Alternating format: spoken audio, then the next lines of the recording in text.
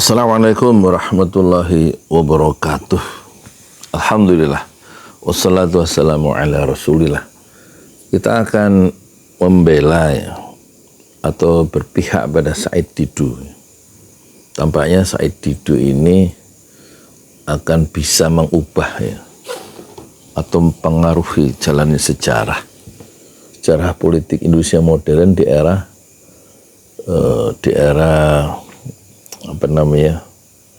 Presiden Prabowo, dan tampaknya Prabowo di dalam dilema. Kenapa? Ini soal PIK Pantai Indah Kapuk 2 yang akan membebaskan tanah seluas lebih dari Singapura. Itu yaitu kata Said Didu 70.000 kilometer, ya kan? Sementara Jakarta itu sekitar 60.000 kilometer, ya lebih luas lah pokoknya. Itu akan mempertaruhkan eksistensi posisi politik Prabowo, karena di situ kepentingan oligarki bermain, dan tampaknya Prabowo tidak mudah menghadapi oligarki. Sementara di zaman Jokowi mudah sekali dikendalikan oleh oligarki, sehingga oligarki semakin berjaya, seperti mendapat legitimasi, dan memang mendapat legitimasi dengan mereka dilindungi oleh PSN, Pantai Indah, PSN, proyek strategis nasional, baik di Rempang, sekarang di PIK, mungkin BSD, sementara IKN itu juga ada Sinarmas di sana kan, yang mendominasi satu pengusaha nasional yang ditunjuk oleh Jokowi. Dan tampaknya di sini betul-betul salah satu sisi Prabowo begitu gencar ingin memberantas korupsi, memberantas judi online dengan membentuk Satgas TNI, yaitu untuk memberantas korupsi, judi online, narkoba, dan lain-lain. Sementara satu sisi dia harus berhadapan dengan proyek strategis nasional yang diwariskan oleh Jokowi yang mendukungnya, yang membelanya habis-habisan untuk memenangkan pertarungan Pilpres tahun 2014 tanggal 14 Februari kemarin, karena memang Jokowi membela pertama-tama bukan Prabowo, tapi membela anaknya sebagai calon wakil presiden Prabowo. Dan tampaknya masyarakat akan segera akan berhadapan dengan Prabowo. Rakyat tampaknya akan berhadapan-hadapan dengan Prabowo di saat kekuasaan Prabowo baru 1 bulan dihitung sejak dia dilantik 20 Oktober 2024. Bagaimana format atau corak kekuasaan yang dipakai oleh Prabowo dalam menghadapi rakyat yang kini menolak PIK 2, dan mungkin nanti jika PIK 2 berhasil digugurkan, tentu rakyat akan menuntut PSN, proyek strategis nasional, yang justru melemahkan dan memarginalisasikan rakyat. Prabowo yang memposisikan diri sebagai bagian atau yang bercorak ultranasionalis yang akan membela rakyatnya sendiri dan menjaga sumber daya alam Indonesia supaya tidak dicuri oleh pihak lain, oleh pihak barat, oleh pihak timur, dan dia semuanya, bumi tanah air itu dikuasai oleh negara dan dipergunakan untuk sebesar kemakmuran rakyat. Itu mendapat ujian yang nyata di depan matanya, yaitu PIK 2, yang tentu bumi, air, tanah itu seluas itu dikuasai bukan oleh negara karena kebijakan politik presiden sebelumnya. Bagaimana menurut Anda?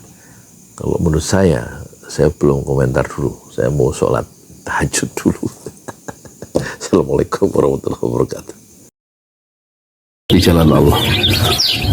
Ini Masjid Enam Syuhada lagi dikunjungi sama Ketua Hilmi.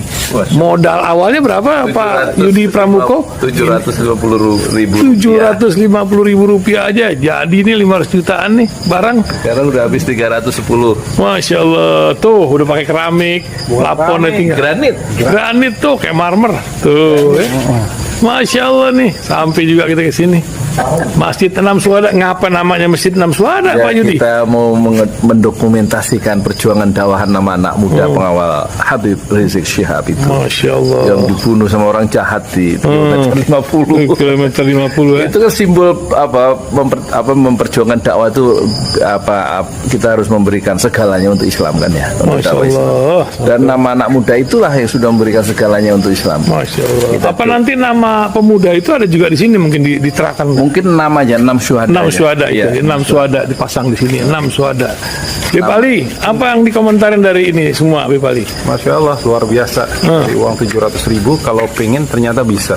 Bisa. Allah kirim. Tuh, bisa. Ya, Masya. dengan masuk satu gang kecil, tapi Bapak ini luar biasa. Kecil tuh. Masya Allah ya. Satu kol aja. Masya Allah, perjuangan Pak Yudi Pramuko, YouTuber sejagat paling tua. Tertua di semesta. Tertua di semesta. Masya Allah.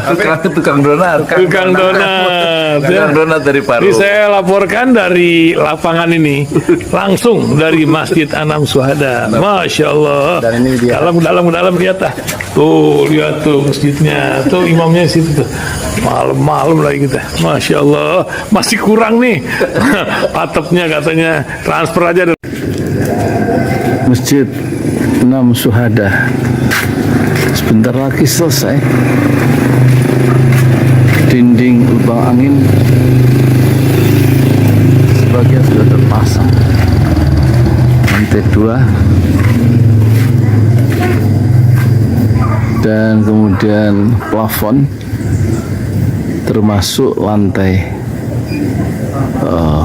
bukan keramik, granit 150 dus bersama tiang-tiang yang ada 16 setinggi 4,5 meter. Kemudian finishing terakhir adalah tangga menjebol atap ya, lantai pertama untuk masuk ke lantai 2. Inilah Masjid Enam Syuhada. 2,5 tahun lalu dimulai pada 2 Agustus hari Senin 2021. Tinggal sedikit lagi insya Allah, dan lantainya dari keramik, bukan keramik, granit sudah diresmikan lantai pertama. Nanti lantai kedua lewat sini tangganya jebol untuk masuk ke lantai 2. Inilah Masjid Enam Syuhada yang sangat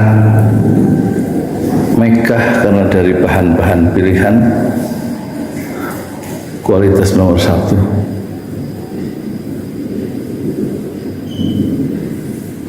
Tinggal sekitar 80 juta lagi finishing lantai atas selesai insya Allah.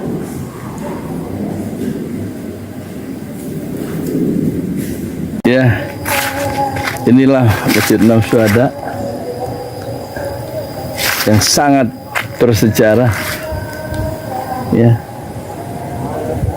dalam sejarah dakwah Indonesia modern, insya Allah, karena ini dibangun dalam konteks kezaliman rejim penguasa yang sudah membunuh 6 santri dari front Laskar Front Pembela Islam, dan kita abadikan pengorbanan dan perjuangan dakwah mereka sehingga kita sebut namanya Masjid Enam Syuhada. Mereka mengawal perjalanan dakwah gurunya Habib Rizik Syihab dan mereka dicegat oleh orang-orang jahat di kilometer 50. Saya Yudi Pramuko, tukang donat dari Parung Juber, tertua di semesta Fasbir Sabrun Jamila. Bersabarlah dengan kesabaran yang indah. Assalamualaikum warahmatullahi wabarakatuh.